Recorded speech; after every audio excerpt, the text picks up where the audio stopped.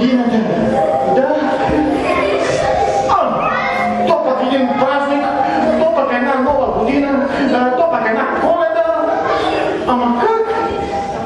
Това са най-хубавите празници в годината, когато на гости ти идват най-близките приятели. Приятели?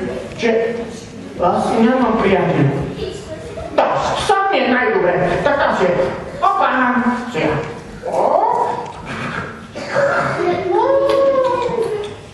Не, никак не ми е добре. Да имаше поне някой да дойде и да ми подари нещо по случай празника. Няма. И какво може въобще да се подари на един чичко? Как какво? Например, може да ми се подари влакче. Да, или пак камионче, или пак самолетче. Да, глупости.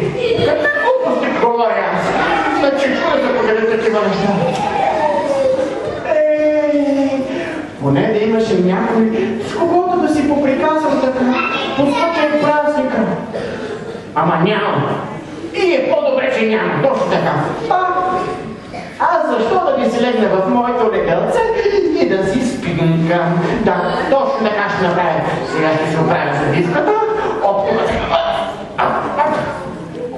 Завивам се, лягам, заспивам сега.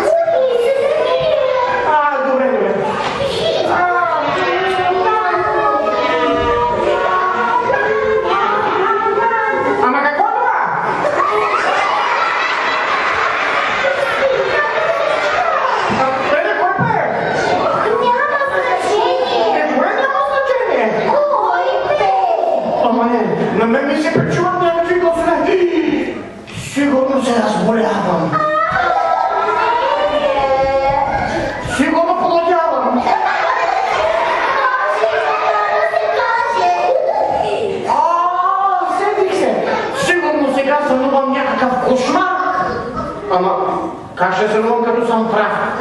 Я по-добре да си легна и повече няма да сънувам кошмари, а ще сънувам приказка, точно така.